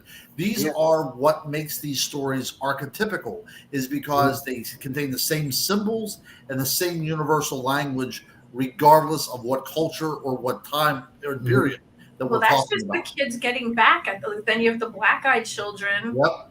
Always a good story for bedtime. Always a good story for bedtime. That's right. Come on, kids. Let's talk about children that have no eyes. Favorite, I think. Yeah. I love the black-eyed children. And there's just sightings of them still to this day. Oh, yeah. Black-eyed children, and so some of these, I think, cryptids too might have been animals that extinct, but they just carried the tail over. Like And- Rockwell. Yeah, and then people say, "Oh, that's it." It might be like the those large birds that in Pterodactyls. North America, the thunderbirds. That could have been an extinct animal, and now it's carried over. But now they're saying it might be a pterodactyl, it might be something like that, So, I think if you look at the fossil record, because Ken Gerhardt, he does a lot of stuff on the. Ken, good guy. Yeah, he's a good guy, really one of the best in the field. And he looks at it from a very intellectual perspective.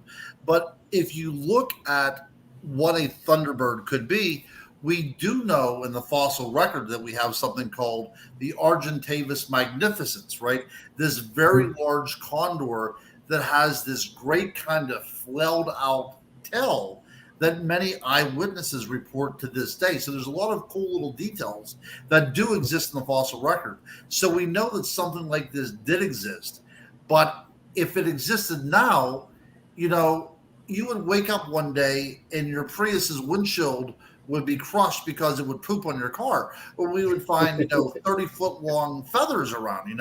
So obviously That's why you don't get the Prius. that's the Prius. That's right. So all that being said, we are dealing with a cultural phenomenon, right? And it's my belief, like I said earlier, that in our ancient past, we did deal with these kind of creatures, and they exist in our mythology because of our cultural memory of these things. Yeah. I feel that's, the memory of some of these animals and stuff. But, like I said, my favorite is always Bigfoot. Yeah. I remember in the 70s, that's why I really got into it. When what was it, the $1 Million Man? Oh, you're telling me, man. Sasquatch. That's really got. I think I got the whole nation. Everybody all of a sudden, Bigfoot fans. Everybody. It was Andre the Giant, and this was the first time too, whenever the Bigfoot alien connection was made. Mm-hmm. Yeah. Yeah. And that's when everybody started seeing them. All over. Well, I like I said, I haven't seen any in the city yet. If I see them, I'll give you a call. Yeah. Okay. Let me know. I'll be the first one there. Yeah, I'll let you know first.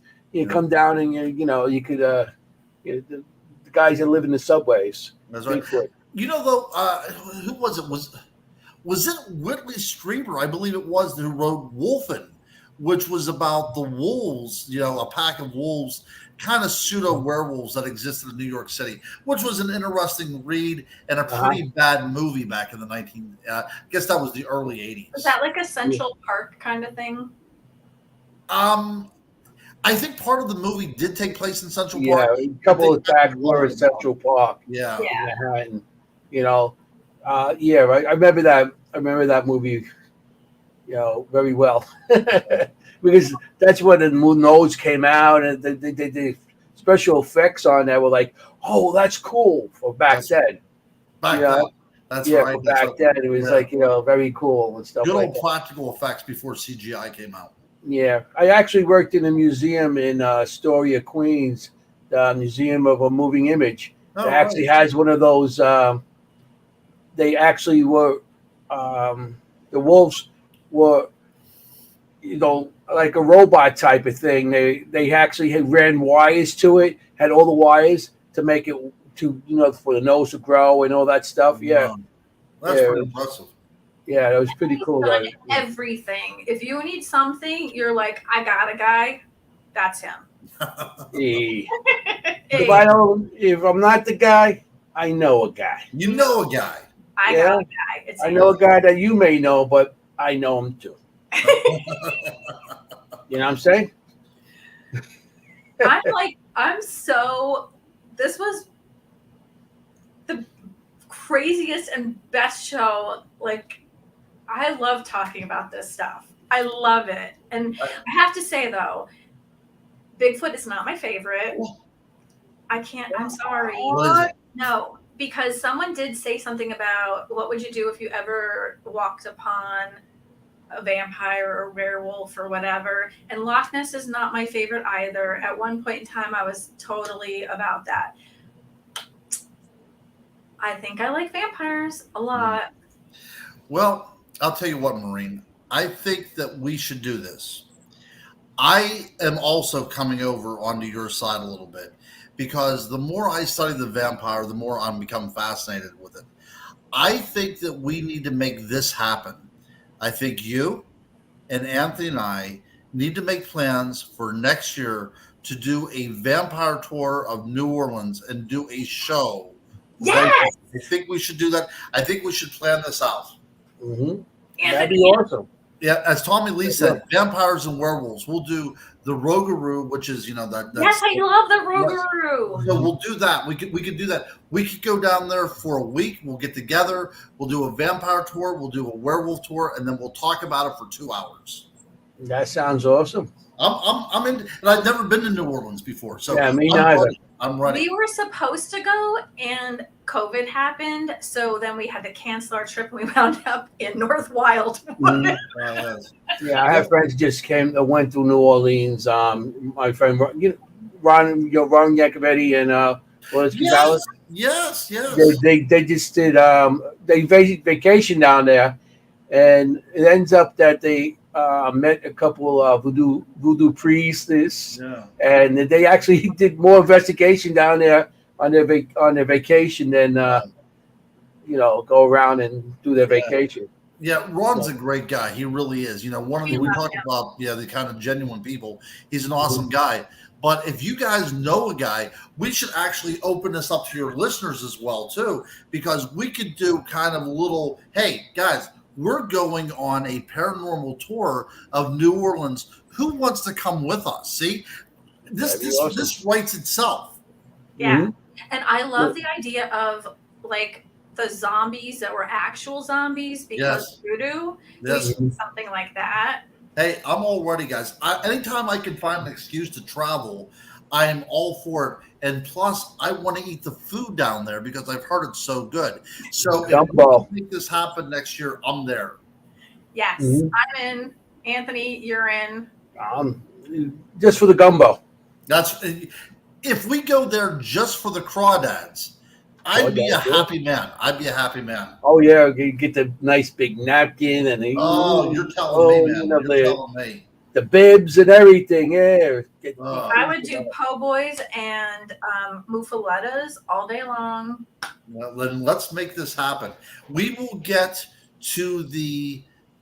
venture into the dark side and come out on the other end, and we will let everybody know what we find.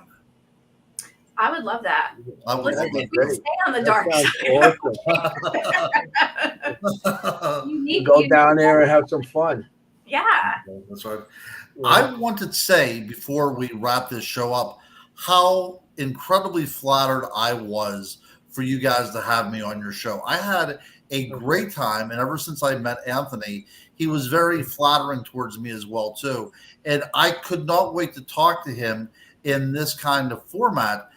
Since he said, here, take my number, let's get together and do a show. So I will tell you, Anthony, you're a heck of a guy, and I really appreciate you having me on.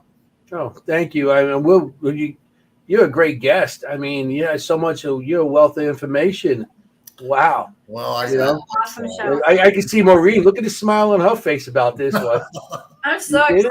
We talk about witches, and she's like, "Hey." Yes. Well, not just witches. I love. I'm so glad that you came on. I really am. Hey, anytime you want to do this again, I'd be more than happy to come on. If somebody backs out and say, "Hey, Ron, some dude backed out," I'd be more than happy to jump back into this. We'll hold you to that one. We could talk about this stuff for days. I mean, you're always welcome. You could be, even a guest. Before you go off, tell us where the people in the audience where you could get your books. All right, cool. And your books, and if you're going to be at anything else, Yep. So if you want to, you can find me on Facebook, Ronald Murphy. I'm right there. So I'd gladly talk to anybody. You can get my books on Amazon, although some of my books are now available at Walmart. On Vampire, my On Vampire book is now available at Walmart. In the Vortex. That's in the Vortex. You have to go back. It's the fourth Vortex on the left, but you'll find it there. Vortex. That's right. That's right. So get in touch with me on social media. Get in touch with me. You can get my books at Amazon, and I will be at the first ever Squonk Festival. It's on Squonk, right? A very unique Pennsylvania cryptid. That's going to be in a few weeks in Johnstown, Pennsylvania. It's the last Saturday of the month of August, and we will be talking about the Squonk, which is a cryptid that is so ugly that it will cry itself to sleep at night, and if it sees its reflection, it turns into tears. So we'll be talking about that little critter. That's what I do these days when I look in the mirror. You kidding me? I look in the mirror and say, "Who's that old guy looking at me?" Oh shit! I get that sometimes as well too. It is kind of frightening, but hey, we make do, my friend. We make do. Yeah. And then I will be with Stan Gordon and Eric Altman and a couple other speakers in September. I will be at the Western Pennsylvania Cryptid Conference, which will also be in Johnstown, Pennsylvania. So that's probably the next. Oh no, and I will be over. Is it Labor Day weekend? Is that what's coming up? Labor Day, or is it? Yeah, Labor Day, right? Yeah, Labor Day. Labor Day. Yeah. I will be in Dallas, Texas, at the second annual Dogman Conference. Oh, awesome! Yeah, it's going to be good. It's going to be good. So when is the Squonk Fest in Johnstown? Is 8/26. The Cryptid Conference is when? I believe that you got me. I'm not very good at self-promotion, but that is in September. That is towards the end of September. Maybe the last Saturday in September. Okay. And that's in Johnstown also? That's also in Johnstown, that's right. And you can find this on my social media sites where I do have these things written down.